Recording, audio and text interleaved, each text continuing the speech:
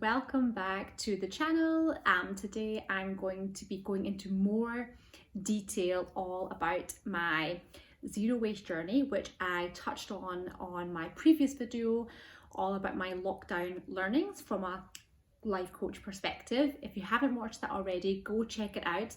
I basically go into detail around what I've learned during lockdown, how I've had lots of mind shifts and transformation to get to the point where I am today. So go check that out. And this one is going to go way more into detail about what I've actually done in those changes on the zero waste journey.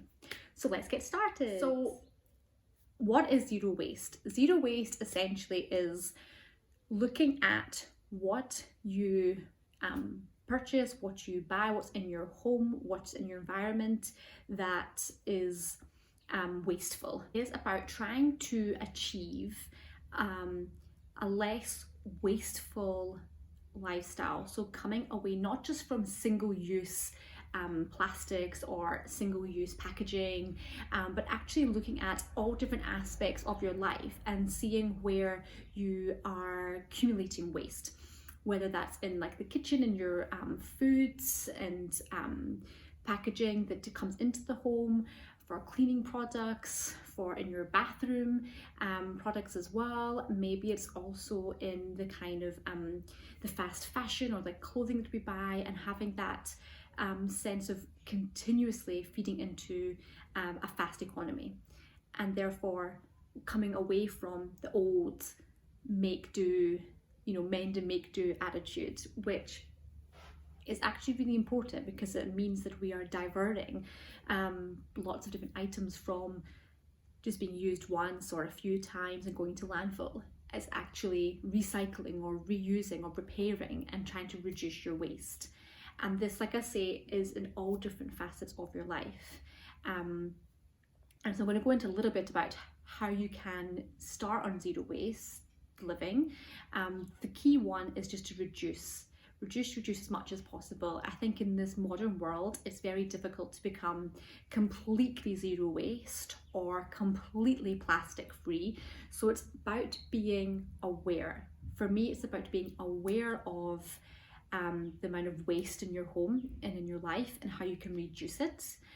This can come into also decluttering the home, being minimalistic in terms of what you purchase and buy and what you live with. And looking at those habits that form around that, as well as recycling and reusing. I think that's really important. But it's all about becoming aware of that waste, aware of the amount of plastic that is in so much of our household, and even the things that we eat all contain levels of plastic is getting into our systems and our waterways and into our foods and into our bodies. So it's really important to understand how you are being affected by a plastic environment and the impacts that has on the earth as a whole as well. So why did I start this journey? I think it kind of all comes into just being more aware and having my eyes opened to things going on in the world, and how we are wasteful as a society, and how plastic has infiltrated like the earth in so many different ways. You just have to see on the news how devastating it is to our oceans, and how we are like tearing down rainforests and forests and the devastation there, and how many animals are going extinct as a result, and how our waterways are getting like I said, impacted, as well as the amount of plastic that's washing up onto our shores and getting into the stomachs of sea life, and just all these precious things in our world. And I was aware of it, but I don't think I knew the extent of it until I really had time to reflect in lockdown, look at my lifestyle, look at what I'm doing, consume day to day, and looking at how I can make a difference. And so I looked into it more and found more resources, because we all know social media or the internet is such a good source for information. Not all of it true or factual, but we have to look at separating the wheat from the chaff and finding out what is the reality, and how we can make a difference. And so I've been truly inspired by so many different people, activists, scientists, key figures that we know. I mean, you just have to look at David Attenborough and what he does in his role to save the species of different animals that are near extinction, and his active role in trying to open humans' eyes to want to change. And I've always been somebody who has recycled, and I got on that train when it kind of first became available in the country, and it's something I've always been conscious of and aware of, and even just making eco choices and healthy choices. But I didn't realise just how much even the choices that I make are still damaging my body, myself, and the earth. I've started being able to look into how plastic gets into the environment, where the source is, where it starts from, and how, when us as consumers are buying things, just how much is hidden of that and is not really promoted in the right way when things are becoming more eco-conscious. Companies, it's becoming a thing now where they're greenwashing, so they're showing and presenting that they are being more eco-conscious and sustainable and ethical, but it's only a portion of the company, or only partial of that, and there's still a lot of stuff going on in the background that isn't eco-conscious or sustainable or ethical. So you really have to research and look into everything that you buy, and it's a bit time consuming, but overall you're going to feel better, and you know you're making a difference at the same time. So that's why that's super important, to always check things, check labels, look at the packaging. What is it made of? Can this actually be recycled? I mean, they say only 10% of plastic ever made has actually been recycled. Think of the billions of amounts of plastics made since it kind of first got introduced back, I think it was in the 1950s. Think just how much plastic there's around, how that's got into the earth, into the planet, when it does not biodegrade for thousands of years. So think about all of that. It's really important to understand it and get more facts around it. I only know a little part of, I think, a whole mass of information that is out there to tap into, but I want to make a start. I want to share as much as I currently know to help you. But it's showing you my why. This is just showing you why I have made these changes, because I feel after my eyes have been opened, I have been drawn and inspired, and I guess a fire has been lit up inside me to try and make a change for myself and for others. Something as well that I've always tried to do is be a bit more natural in my choices, but like I say, you think something is natural because you go to companies that you trust, but when you look at the ingredients and you look into the products, there's a whole host of toxic chemicals that have been proven to be carcinogenic and not good for the body, and it builds up. So the amount that you then use, if you add that all up, maybe not in isolation one product will give you cancer, but it's a accumulation of different things that will build up that toxicity level in your body.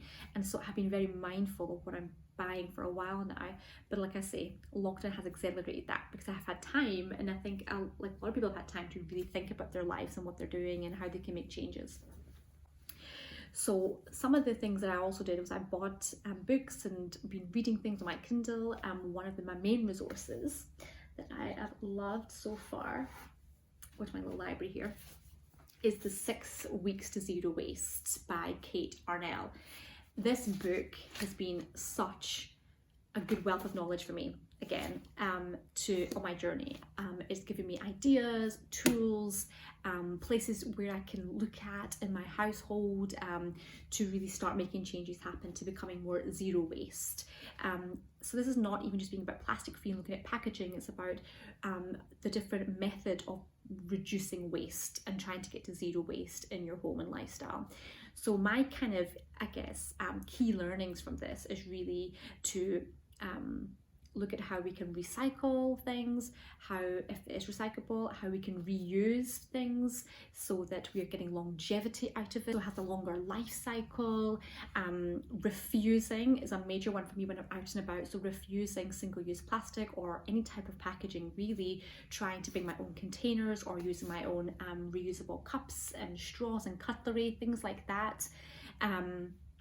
And then repairing as well. Repairing is a good one. So if things are broken, instead of just swapping it straight out for something brand new, think, well, how can I actually mend this? So going back to that mend and make do attitude, how can I repair this so that it can be reused again? Even if it has a different function or purpose, how can I reuse this, upcycle it in some way, or at least donate it or give it? So again, the life cycle of that product is drawn out further.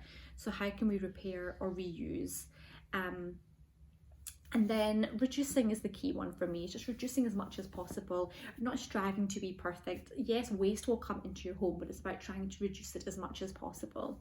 So I'm going to give you some of my swaps and major changes that I've currently made, so that I can live simply, to declutter, and also kind of align with nature, and you getting natural products and being out in nature and just simplifying life a bit more has been really key for me. So some of the practices that I've been adopting as well for more of a simple lifestyle, as well as supporting local businesses, because I've been able to find really good zero waste shops locally, and I would definitely encourage you to find some zero waste shops near you, because then there's so many things that you can use to do those swaps out of things, to become more zero waste as well and plastic free. So here are the top ones that I've done. So in my kitchen and cleaning area, I have swapped out most of the products that have a high toxic level of chemicals in it.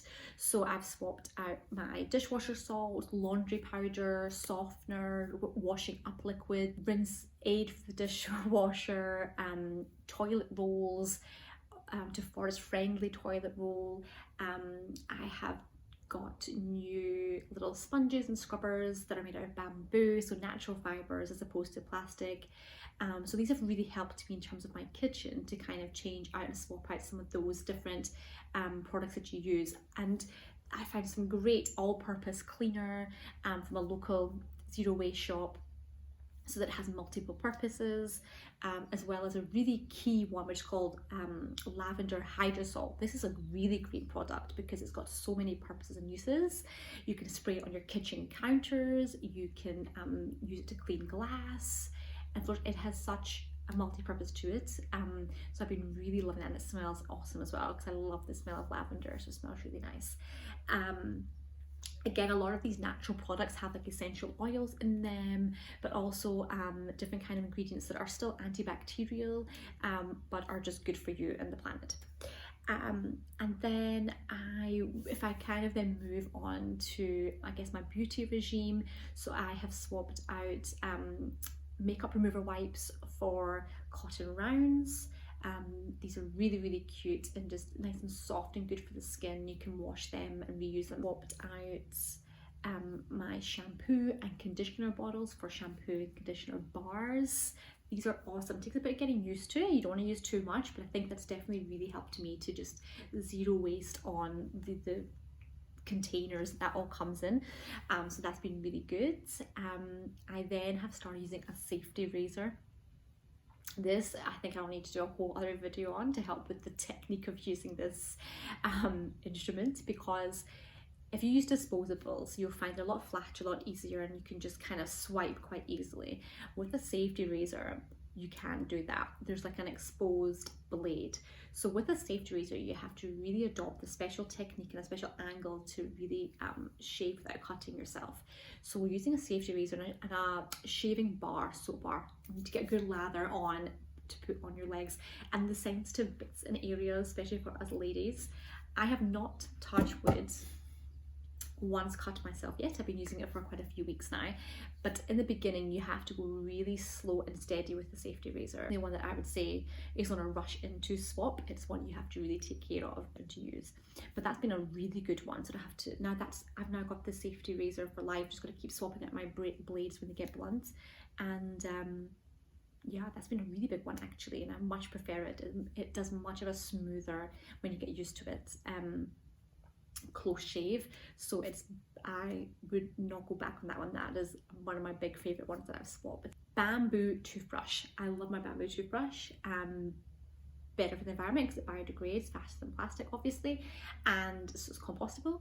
And also I use toothy taps. So these are like a chewable toothpaste. So it's natural ingredients. It comes in a little tin that I can reuse, a metal tin, and I just brush away, and it is awesome. I just love using those. Much better than regular toothpaste. There's other less chemicals in it. There's more natural and not in a plastic tube, so good for the environment too. Then onto my reusables. So I have a number of reusables that I use when I'm on the go, out and about, that I love. I have my bamboo coffee cup. So I take that everywhere I go, and I just get the coffee shop to put my coffee in, and then I can just go wherever I want to. So I love my coffee reusable. It's so pretty. I just love it. And I also have a water bottle that I take, which is a liter bottle. It's made of glass. It's got its own filtering system with charcoal coins. Game changer for me, because now my water is safer to drink because it's been filtered, and it's also in a glass container, so it's not going to have any plastic leaching into the water, especially if you're using it over and over again. So that one is one of my favorite swaps so far. And I have my bamboo cutlery, so I take that in a lovely little pouch that I've got, that I then take around. So if I do get food on the go, I've got a spork, and I've got a little bamboo fork and knife set as well, so I love that too, so that I am much prepared when I'm out eating food.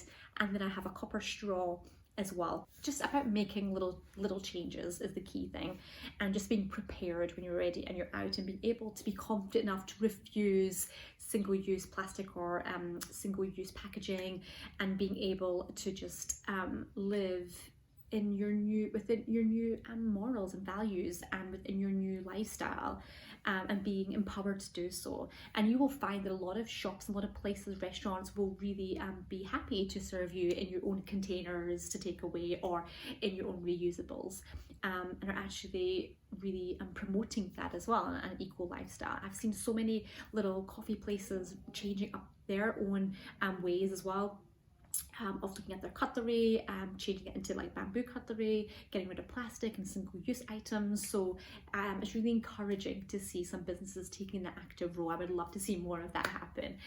So that's been really good to see, now that I'm more conscious and aware of it as I'm going about life. Next thing for me is I really want to create my own eco business. As you know, I'm already a life coach, and I have my own coaching practice with a lot of well-being initiatives and retreats and workshops that I do. I'm going to be putting a lot more of that into this eco business as well, and merging that with my coaching practice, because I think every day that even though I've adopted a zero waste lifestyle, it encourages me to live more minimally. It encourages me to live simply. I love being able to align myself with nature, doing meditation, yoga, prayer outside is really important for me to feel like I can be immersed in nature, go for walks, clear my mind. It's something that I'm doing a lot of, and really trying to be very mindful of. So I'm taking a lot of that into my coaching practice, as my knowledge as well grows, and taking that active role in trying to help people make changes, however big or small. And I think if there is anything you can take away from this video today, it would be to understand more about zero waste living and a plastic-free lifestyle, and why we should adopt this type of lifestyle, and what it can bring you as a result, for your mind and for your body and overall wellness. And to understand that just taking small steps to recycle, or to refuse and reuse and repair, all these things can help to live that lifestyle. And the biggest thing really is just small actions make a big change. So you don't have to overhaul your lifestyle, but just making small changes will make a big difference. Thank you everyone for watching. I hope this video inspired you. Please like it if you'd like to, give it some love, share it with other people, try spread the message, spread the word, and I will chat to you all soon. Thanks everyone, goodbye.